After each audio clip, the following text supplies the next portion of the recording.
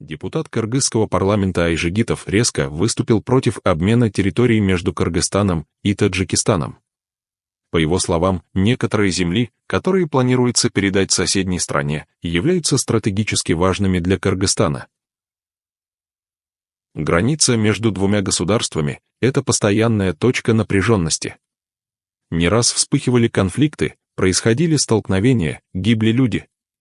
Теперь же, когда речь зашла о конкретном обмене участков, вопросы вызывают не только геополитические, но и исторические аспекты. Но что думают об этом президенты двух стран? Садыр Жапаров, президент Кыргызстана, ранее заявлял, что урегулирование границ должно быть справедливым и мирным.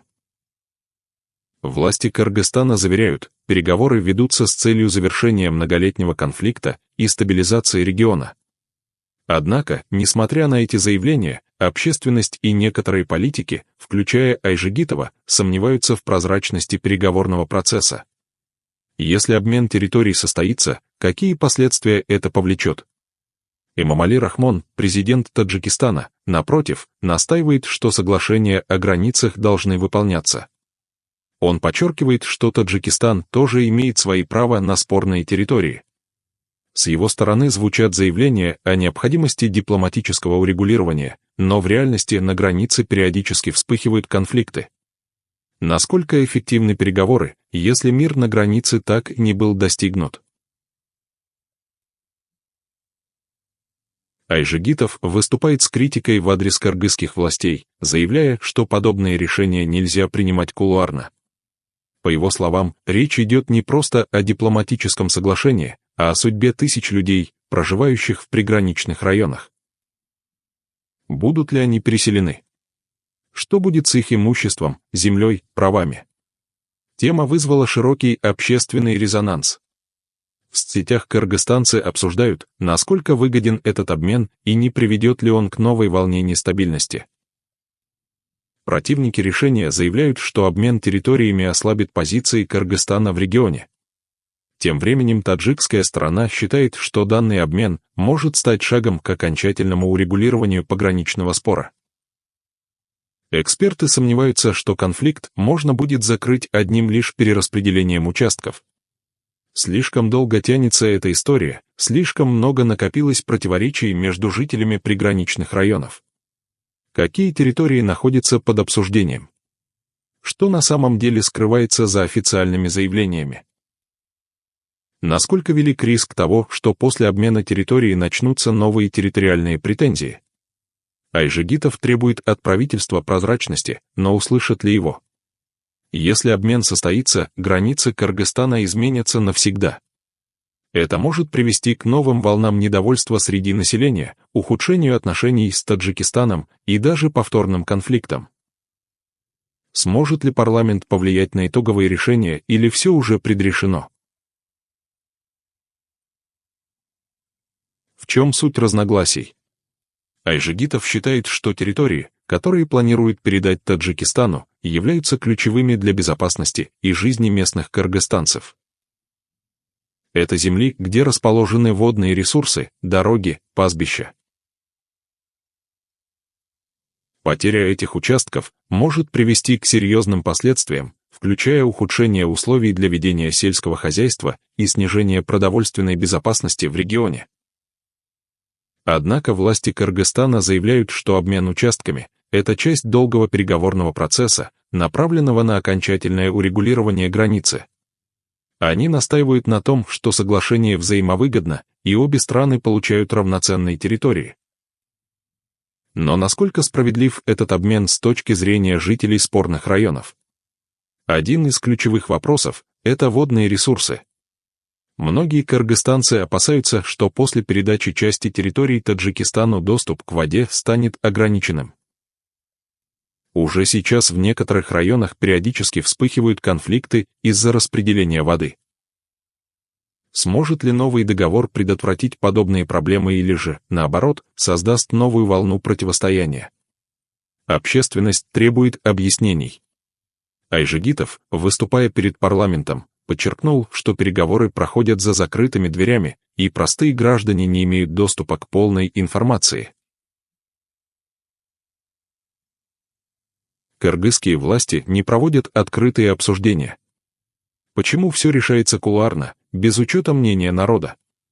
Тем временем президент Таджикистана Эмомали Рахмон делает жесткие заявления о том, что границы должны быть окончательно закреплены и что этот процесс нельзя затягивать.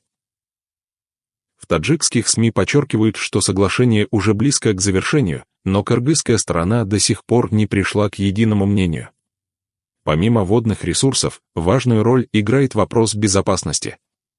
Ранее на этих территориях не раз происходили вооруженные столкновения. Приграничных районов неоднократно становились заложниками ситуации.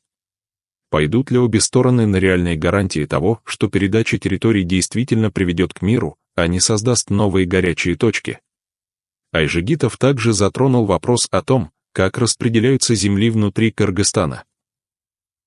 Он считает, что внутри страны есть проблемы с землепользованием, которые не решаются годами, а вместо этого обсуждается передача территорий другим государствам.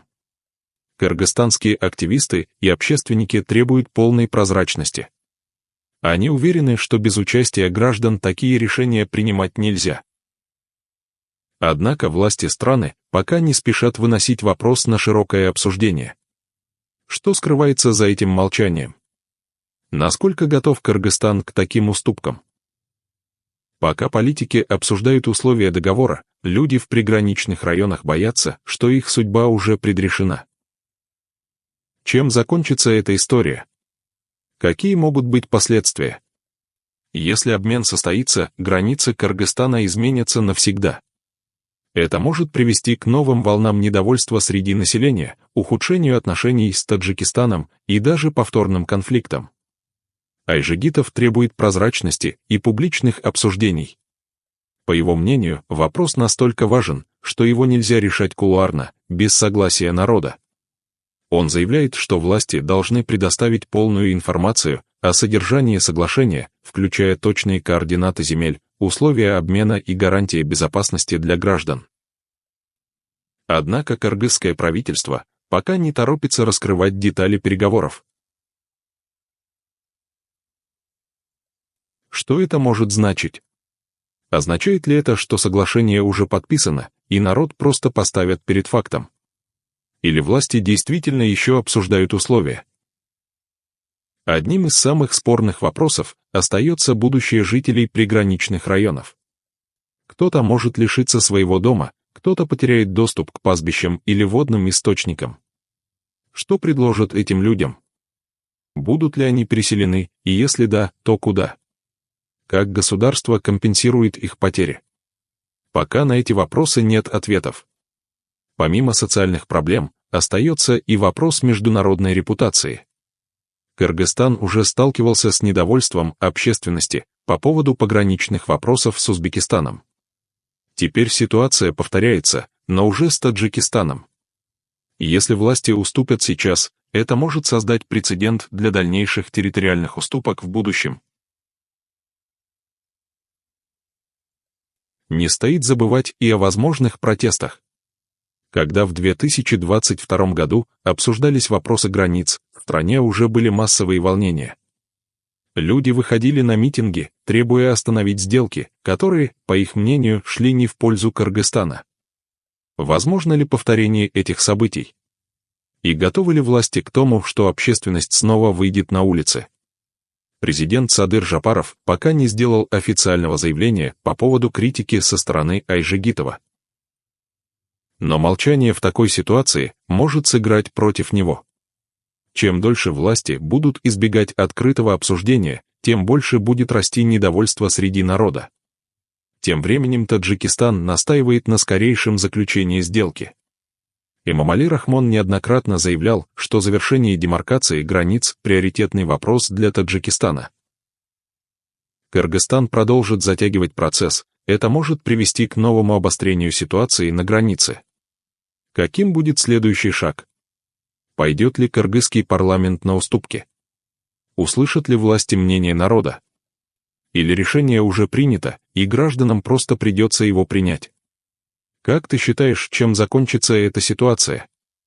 Оправдан ли такой обмен? Стоит ли уступать территории ради мира, или это слишком рискованный шаг?